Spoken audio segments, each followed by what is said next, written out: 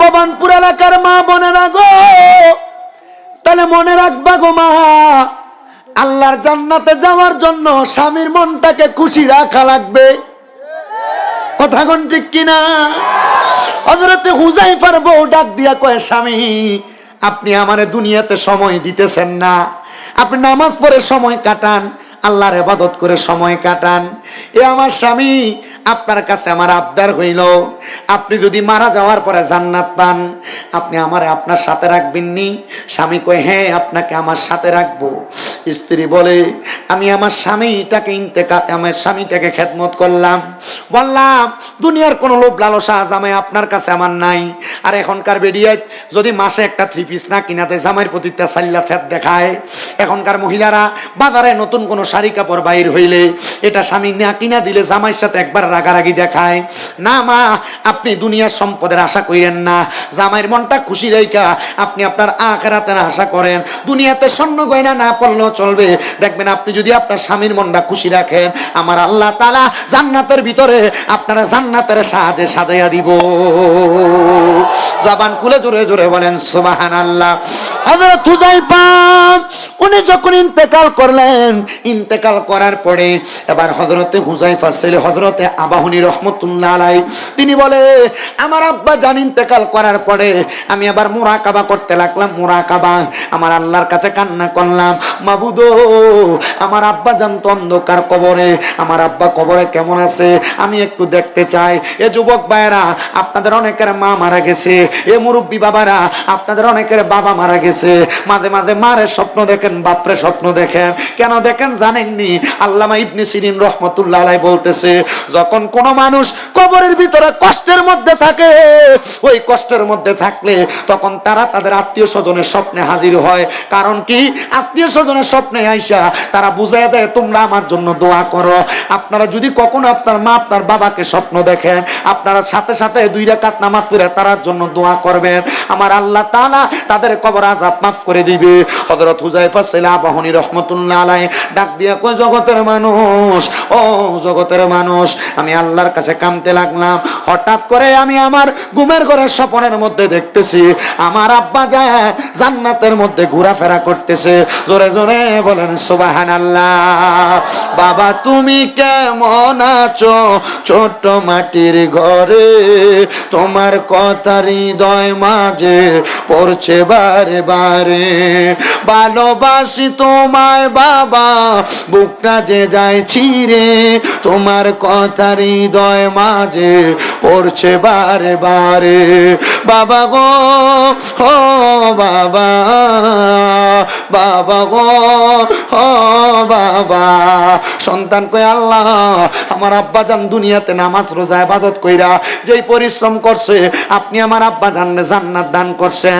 এ আমার এই শ্রীমঙ্গলের মির্জাপুরের ভবানপুরের বাবারা বন্ধুরা, একটু মনোযোগ দিয়ে বয়ানটা শ্রবণ করার চেষ্টা করেন। এবার ওই ছেলেটা পরের দিন লক্ষ্য করে দেখে ফজরের নামাজের সময় তার মা জননী ফজরের নামাজটা পড়তে ওঠে না। মার সামনে যায় মারে বারবার ডাক দেয়, ও মা গো আপনি কেন ঘুম থেকে ওঠেন না? ফজরের নামাজ কি আপনি মা জননী আজকে পড়বেন না? বারবার বারবার যখন ডাক দেয় সন্তানকে, আমি আমার আম্মা জানের সামনে যাইলাম, যাওয়ার পর দেখলাম আমার আম্মা জান ঘুমাইতেছে। আমার আব্বা কি আপনার জান্নাতে নিয়ে গেছেনি?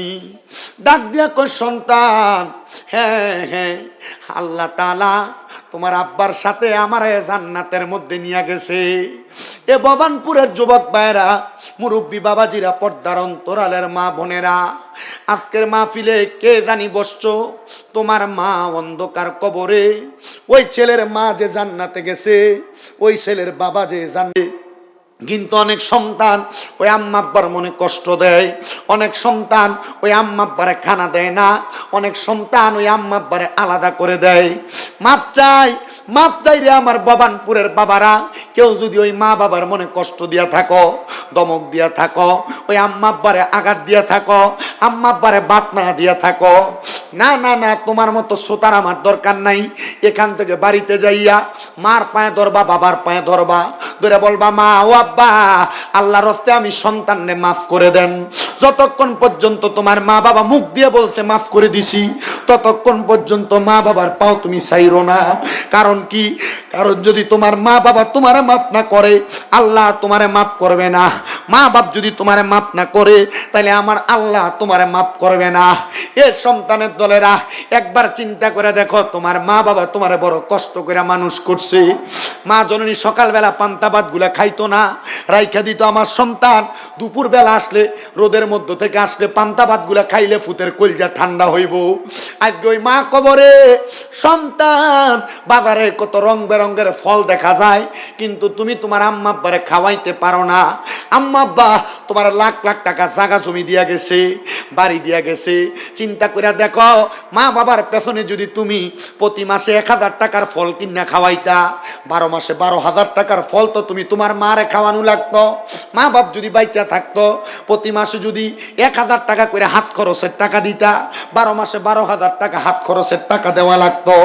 ওই মা কবরে, বাবা কবরে, আম্মা আব্বা যে জায়গা দিয়া গেছে, বাড়ি দিয়া গেছে, ক্ষেত পাথরে জায়গা দিয়া গেছে, এই জায়গাগুলা তুমি যদি ভাড়া রাখতা, মাসে যদি 5,000 টাকা ভাড়া দিতা, 12 মাসে 60,000 টাকা ভাড়া দেওয়া লাগতো। ওই মা বাবাকে কবরে আজকের মাহফিলের আখিরি মুনাজাতে আমি তোমার মার জন্য দোয়া করব, তোমার বাবার জন্য দোয়া করব, আল্লাহ যেন তোমার মা বাপকে মাফ করে দেয়। একটা সন্তান নিয়ে হাত বাড়াইবা, হুজুর আমার মার জন্য দোয়া করবেন, বাবার জন্য দোয়া করবেন। আগামী বছর মাহফিলে আমি 10,000 টাকা আমার মার নামের উপর দান করে দিব আল্লাহর হস্তে। আছেন নাকি একজন সন্তান মার জন্য দোয়া চান, বাবার জন্য দোয়া চান? আগামী বছর মাহফিলে 10,000 টাকা দান করবেন। কেউ যদি থাকেন হাতটা বাড়াইবেন, আপনার জন্য দোয়া করা হবে। অনেক সন্তান কামাই রুজি করেন। আমি আবারও বলছি, মা বাবার পেছনে আপনি যদি টাকা পয়সা খরচ করতেন, আপনার ওই টাকা পয়সাগুলা মা বাবার পেছনে লাগতো। আসেননি একজন সন্তান, হাতটা বাড়াইয়া বলবেন, হুজুর আমার মা নাই, দোয়া কইরেন, আমার বাবা নাই, দোয়া কইরেন, আমি আমার মা বাবার জন্য দোয়া চাই। আমি আগামী বছর, এখন না আগামী বছর 10,000 টাকা দান করব। কেউ যদি থাকেন হাত বাড়াইবেন, আপনার জন্য খাস করে দোয়া করা হবে। পর্দার অন্তরালের কোনো মা বোন থাকলে লেখা পাঠাইবেন। আল্লাহর কত তালাশ করলাম, সন্ধান পাইলাম না। আল্লাহ বহু সন্ধানের পরে আজকে এই শ্রীমঙ্গলের অন্তর্গত মির্জাপুরাধীন ববানপুর প্রাইমারি স্কুল সংলগ্ন আব্দুল আহাদ মিয়ার বাড়ির এলাকার মুর্দে গানের ইসালে সওয়াব উপলক্ষে দ্বিতীয় বাৎসরিক ওয়াজ ও মিলাদ মাহফিলের আয়োজন কইরা আমার সঙ্গে ওলামায়ে কেরাম, দাড়ি পাকা মুরব্বী বাবারা, তালেবুল ইলম ছাত্র ভাইয়েরা, বিশেষ করে আমার যুবক ভাইয়েরা, পর্দার অন্তরালের মা বোনেরা, মাপ পাওয়ার আশায় মুনাজাতের মধ্যে তোমার শাহিনশাহী পাক দরবারে গুনাহগার কাঙ্গালের বেশে দুইখানা হাত বাড়াইছে। আল্লাহ, যার হাতটা তোমার কাছে মায়া লাগে, পছন্দ হয়, ওই হাতের উসিলায় আমরার জীবনের গুনাহ তুমি আল্লাহ ক্ষমা কইরা দাও। মাবুদ, আজকের মুনাজাতে কে জানি হাত বাড়াইছে, কার জানি জগতের মধ্যে বাবা নাই। হায়রে বাবা, যে বাবা রিক্সা চালাইয়া মাটি কাইটা মাথার গাম পায়ে ফালাইয়া পরের বাড়িতে বদলার কাজ কইরা সন্তানরে মানুষের মতো মানুষ করার জন্য আব্বা নিজের রক্তরে পানি বানাইছে, এমন আব্বা যাদের অন্ধকার কবরে, আব্বার কবরটারে তুমি আল্লাহ জান্নাতের বাগান বানাইয়া দাও। মাবুদ, ও দয়াল আল্লাহ, কে জানি হাত বাড়াইছে, কার জানি জগতের মধ্যে মা নাই। হায়রে মা, যে মারে মা কইয়া ডাকলে কলিজার আগুন পর্যন্ত ঠান্ডা হইয়া যায়, যে মায়ের দিকে নেক নজরে তাকাইলে কবুল হজের সওয়াব হইয়া যায়। আল্লাহ, এমন মা যাদের অন্ধকার কবরে, রে আল্লাহ আমার কবর তুমি আল্লাহ জান্নাতের বাগান বানাইয়া দাও। অনেক সন্তানেরা হাত বাড়াইছে, মাও নাই, বাবাও নাই, জনমের তিমরে আল্লাহ, যেই সন্তানের মাও নাই, বাবাও নাই, আম্মা আব্বা প্রত্যেকের কবর নাজাতের ফয়সালা কইরা দাও। মরিয়া গিয়াছেন আল্লাহ, আল্লাহ যারার মা বাপ মাফ করিয়া দেন না গো আল্লাহ, কবরে রাজা আল্লাহ যাদের মা বাবা বেঁচে আছে হায়াতে বরকত দাও, আম্মা বউ সুস্থ থাকলে সেবা দান করো, আম্মা আব্বার খেদমত করার মতো তৌফিক দান কইরা দাও। দয়াল রে ফরিয়াদ তোমার দরবারে রে আল্লাহ, আমরা গুনাহগারেরা তোমার দরবারে হাত বাড়াইছি গো আল্লাহ। আমাদের প্রত্যেকের ব্যবসা বাণিজ্য কাজে কর্মে চাকরি বাকরির মধ্যে বরকত দান করেন। যারা পড়ালেখা করে বিদ্যা বুদ্ধি বাড়াইয়া দেন, মান সম্মান ইজ্জতে জিন্দেগি নসিব করে দেন আল্লাহ। এই মাহফিলে আগামী বছরের জন্য যারা টাকা দিয়া চাল দিয়া তাবারুকের জন্য পর্যন্ত সহযোগিতা করছে, প্রত্যেকের তুমি কবুল আর মঞ্জুর করে নাও। প্যান্ডেল মাইকের টাকা পর্যন্ত দিয়ে অনেকে সহযোগিতা করছে, তাদের প্রত্যেকের দোয়া তুমি কবুল ও মঞ্জুর করো। অনেক প্রবাসী ভাইয়েরা বিদেশ থেকে দোয়া চায় আল্লাহ, যে প্রবাসী ভাইয়েরা বিদেশের জমিনে থাইকা দেশের বাড়িরে বুইলা বড় কষ্ট করে তারা বিদেশেতে কষ্ট করে, বাংলাদেশের রেমিটেন্স কার্ডটাকে উপরে উঠানোর জন্য আমার প্রবাসীরা বড় কষ্ট করতেছে। প্রত্যেক প্রবাসীদের কামাই রুজি ব্যবসা বাণিজ্যের মধ্যে বরকত দান করো, প্রবাসীদের হায়াতের মধ্যে বরকত দান করো, মনের আশা পূরণ করো আল্লাহ। বিশেষ করে এক ভাই জেল থেকে দোয়া চাইছে আল্লাহ, তারাও তুমি কবুল ও মঞ্জুর করে নাও। আরেকজন মৃত ব্যক্তির জন্য কিছু হাদিয়া প্রদান করে দোয়া চাইছে, তারা কবুল করো। অনেকে হাদিয়া প্রদান করে দোয়া চাইছে, দেওয়া না দেওয়া তোমার কাছে আল্লাহ। প্রত্যেকের খাস দোয়া তুমি কবুল ও মঞ্জুর করে নাও। মরণ দিবা দুঃখ নাই, তবে বেঈমান বানায়া মরণের ডাক দিও না। মরণের আগে বারবার মক্কা মদিনা তাওয়াফ জিয়ারত নসিব করায়া আল্লাহ। মক্কা মদিনা না দেখলে আপনার মনের ভিতরে শান্তি লাগবে না রে দয়াল। যেই মা জননী আমার বড় মোহাব্বত করে সন্তানের চোখে দেখে আল্লাহ, মা জননীর পরিবারের উপর তোমার কাছ রহমত বরকত দান করো।